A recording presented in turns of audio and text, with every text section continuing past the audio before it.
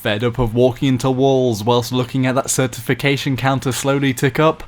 Want to be Moneybags McCerty McGee? Then do I have the guide for you. Dr. Gore in the comments requested this video, and with the top 4 search results for a cert guide being over a year old now, I thought hey, I may as well give it a go. So sit tight as I go over how to fill your pockets with C-shaped coins.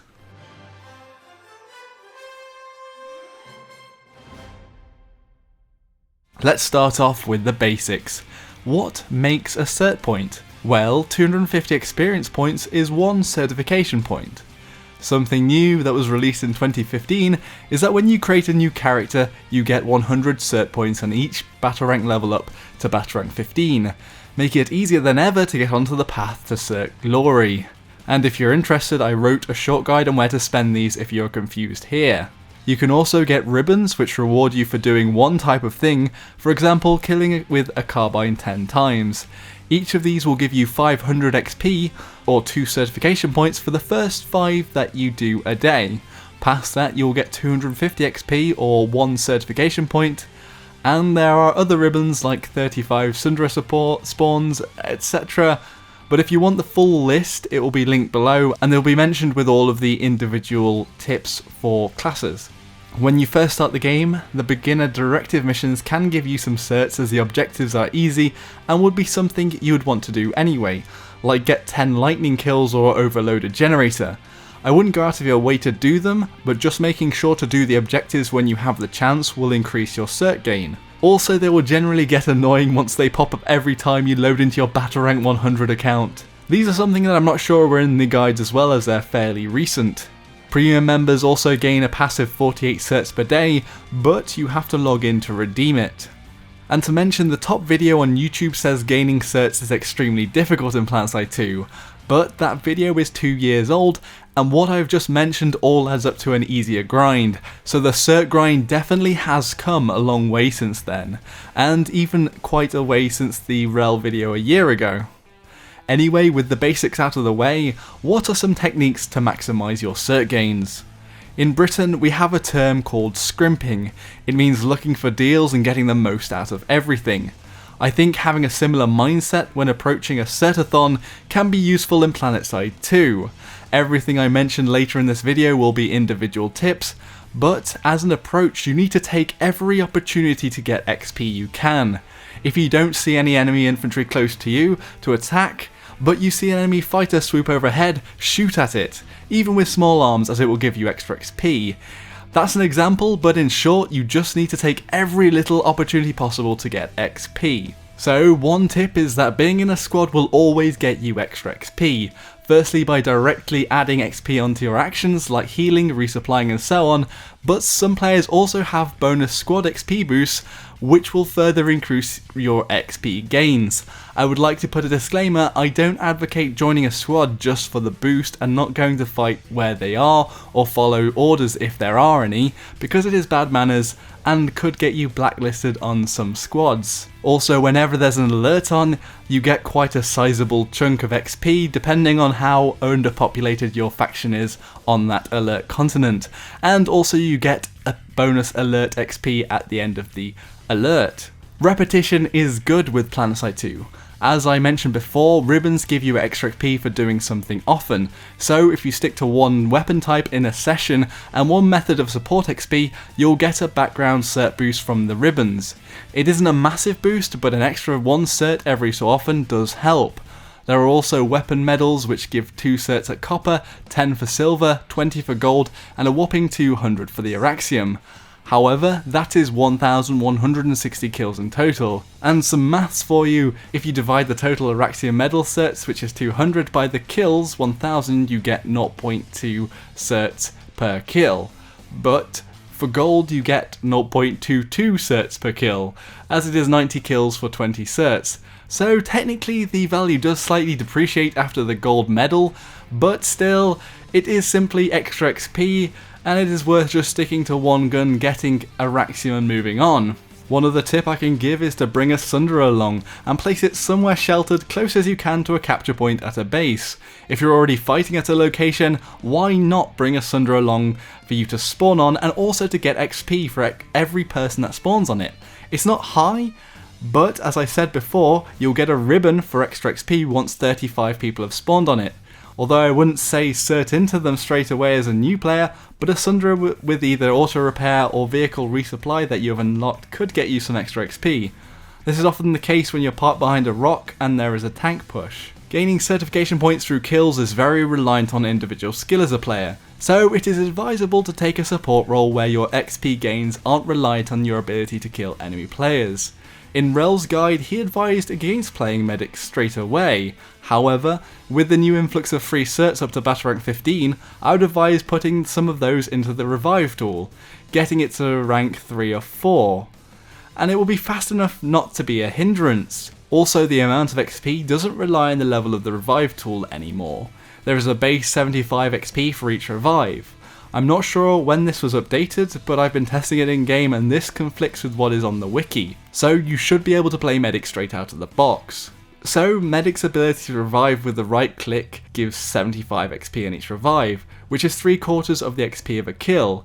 It also has the option of an aura that heals itself and ally players, which resonates from the player, or a placeable bubble that regenerates player shields, both giving small amounts of XP when ally players are affected by them. Technically, the shield bubble is more useful, because not every player takes enough damage to reduce their health, whereas anyone who takes damage in the game loses part of their shield. But obviously the bubble is static, so I would suggest taking the bubble in tight bases where a fight is at a stalemate, or you are stuck at a point, so that you can place it down the bubble and be sure people will be standing inside it. Whereas, if you're in a more open fight, the health regeneration field can be more useful, as the battlefront may continuously move. I would, however, mainly advocate the health regen just because it gives the medic an edge whilst fighting. Although unlike a heavy shield in a 1v1 face-to-face fight, the regen will do little, in a mid-range firefight where you're moving around and the enemy misses you a bit, or you can get to cover, the health regen could simply act as if you have a greater health pool, and a big advantage over your opponent. And any advantage in killing enemy players could equate to extra XP after you get a kill. It is worth mentioning that the revive grenades, which can be thrown onto contested points where lots of allies are dead, can get you lots of revives. However, they require a cert investment and in my opinion aren't integral to getting the most XP out of Medic. A normal grenade will have the same XP gain and effect if thrown onto that point, but you will get 100 XP for a kill rather than the lower revive XP. The revive area is larger, so that's something to take into consideration, but this is where they are most useful. But they are a big deal for teamwork and you'll probably just generally want them with play if you ever play in a tactical squad. It's just up to you how much you want to focus on their XP gain. With Engineer, all I can say is spam that ammo box. They're unlimited, and to get the most XP out of them, you need to place them in big clumps of allies and away from other allies' ammo boxes. If you ever see a max in danger, they can give quite a lot of XP for a repair, and if you're repairing them, they will usually be more reckless and take more damage and give you more repair XP. Some things that do cost certs, but are good for farming kills, are firstly the tank mines, placing them on roads leading to bases before a fight happens, and also bases around points as maxes will trigger them, gaining you quite a lot of certs. The sticky grenades are also very good, as if you get it stuck to somebody they will usually panic and run to their allies, and it doesn't take too much skill to throw them, to be honest. If you enjoy this, then grenade bandolier and stickies can cause carnage, and add to your current cert farm with your resupplies and repairs. The health regen and ability to use assault rifles, in my opinion, makes the medic a better choice than engineer, because they have a greater innate ability to fight other players. The only advantage you get with an engineer is unlimited ammunition with the ammo box, but if you're not a high skill player, then being able to go on extremely long kill streaks probably won't really matter to you. The only time I would take an engineer over a medic in a fight was if I knew there weren't any other engineers and there were maxes that needed repairing and also a greater harvest for your ammo pack. Also, with engineer, it is frustrating with the ammo box as allies will constantly put theirs close to yours and you may get no XP for a while because everyone is trying to get in on any clump of allies needing ammo. Also, the revive tool only takes a couple of seconds to get someone up, so that you're able to shoot enemy planetmans between each revive, but on engineer, if you're repairing, you're usually stuck doing that for quite a while. Also worth mentioning, with Medic you have healing ribbons for 15,000 points of heal, and the same amount for Engineer repairing. Engineer also gets 1 cert or a ribbon for each 50 resupplies, and a Medic for each 15 revives. Something I often do is hop into a friendly vehicle. Not only does it get you to the next fight quicker, but also you get shed XP whenever the driver gets a kill. Some drivers close off their Top Gun as they like to switch between them depending on what they are fighting, and also because they would only want an engineer. But if you're trying to get the most XP, keep your Top Gun open so that someone can get into gun. Maybe they won't be the best, but they will make you a little more competitive against other vehicles and also get the bonus gunner XP. Sunderers are great for this because you have that second gunner XP, but also the driver whenever they roadkill. Vehicles are generally a good thing to grab if you have the resources. The default lightning weapon, the Viper, can easily kill swathes of infantry if you control the burst. But even if you're bad with it, you'll usually be able to get more kills than just as an infantry. The main battle tank's default main weapons are also quite competitive and have a blast radius, making them easy to score infantry kills. Most vehicle weapons will also allow you to damage other enemy vehicles to get a higher assist bonus XP and also juicy large XP for a vehicle kill. Plus, as a main battle tank or any other vehicle with gunner seats, you will get that bonus XP as explained before. If you're willing to sink some certs into your loadout, then the HE versions of the main cannon can kill large groups of enemy infantry due to the large AoE damage. Also, they increase the velocity of the HE projectiles so they aren't useless against enemy vehicles and are fairly easy to aim with. Going just for enemy vehicles is probably a bad idea for your cert gain, even though a kill on a main battle tank will give you 500 XP, which is 5 infantry kills. This is because they take much longer to kill and often escape to repair, but also they are less common than infantry on the battlefield. I'd suggest if you're going for kills to get infantry ones mainly, but when either not possible or your very existence is threatened by the tanks, fire some rockets at those vehicles as a heavy assault, or fire with your small arms at an ESF or Valkyrie. You might get assist a cheeky kill if they are hurt enough, or with the air some damage XP. I don't like to advocate it because I don't think it's the best way to play, but if you are in a vehicle and you see an enemy vehicle on fire with that little fiery symbol or with smoke coming out of it, then it means that they're probably close to death, and those are probably the ones that you want to focus on if you want to just get XP and not help out the fight, because those are the ones that are going to get you the kill and give you the greatest amount of XP, because assist XP is reduced quite greatly, even with critical assist XP being 350 rather than 500. Q-spot absolutely everything, as it will give you a little bit of extra XP, and for me is just generally a good practice to get into.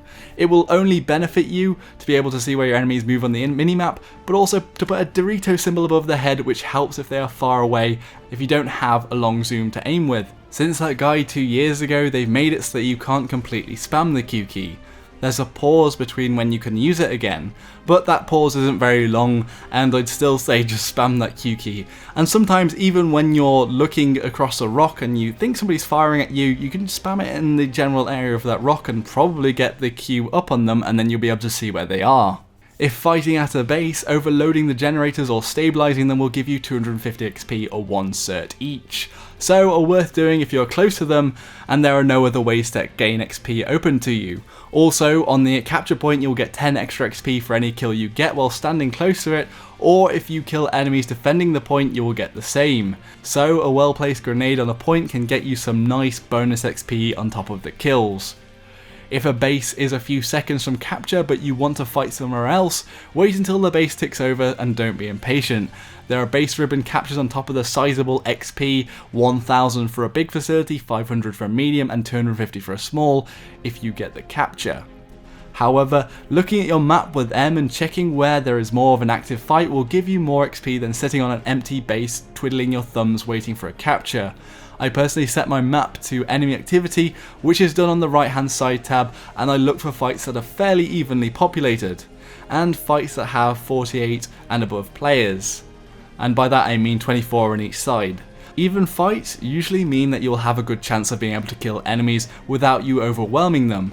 Also the best chance to support your allies, as they will be evenly matched and taking as much damage as your team is dealing. I also prefer to go to larger fights, as they will always have the highest potential for XP due to the amount of allies and enemies. However, some fights are too large and will mean that there is more competition for support XP, with more people reviving, etc. Also, when fights are so big, it can mean that you get killed from anywhere and no amount of skill can get you a good set of kills. If you hate playing medic and engineer and want to farm kills, well, the kill XP is a little random. Killing somebody on a kill streak will give you extreme menace, which gives you extra XP, but you never know if you're actually going to get this. Also, very occasionally a player will pop up with a target symbol above their heads, and this means they have a bounty. And this will also give you XP if you kill them, so this is one that you know that you can chase after. I'd suggest the heavy assault class just because A, they have the shields which give them advantage over enemy infantry, which is still the case after they were nerfed. B, they have the rocket launcher default, which will shoot off whenever possible at enemy maxes and vehicles to try and get a kill, and if not, assist XP. C, the LMGs have a higher ammo pool and can usually get several kills with just one magazine. As an infiltrator, it isn't easy to grind fast XP with a sniper rifle, just because there are gaps between each kill. I would suggest going the SMG route if you have one, and also it is worth putting recon darts all over a base, as not just giving you extra XP for each person killed while spotted, but they'll also give you a ribbon or one cert after each 30 of these that you complete. And this can be the same with the motion spotter as well, depending on which one you prefer really. In all honesty, I prefer the recon darts because they're easy to fire off, but some people like the motion spotter. As a light assault, there aren't really any passives to farm, but if you're willing to sink some certs into the class, and a quite fun loadout choice are the C4. You can drop them from a height on a clump of enemies you know aren't moving much and get a lot of XP. But also 2 sticks will allow you to kill a main battle tank and give you that 500 XP. I have left aircraft out as they are a difficult one with any certs to put into a loadout. The one thing that I can suggest that is free is road killing on a biolab. You might be thinking, well, doesn't that require being skilled, Joshino? Well, I don't really think so.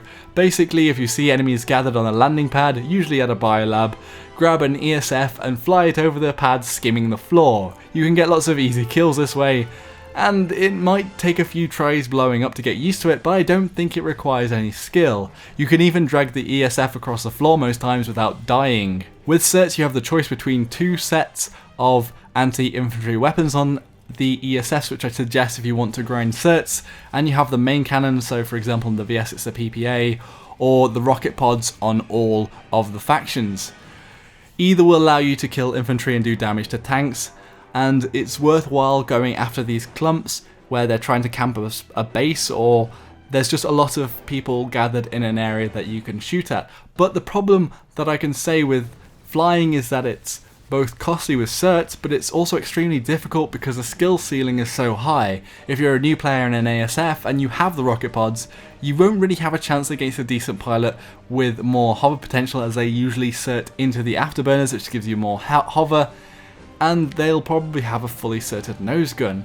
And then you've got the air-to-air lock-ons, and literally everything on the ground will also lock onto you, and flares only will save you from one volley. So I always think that flying is quite difficult to begin with, and trying to farm with it is probably going to be quite frustrating.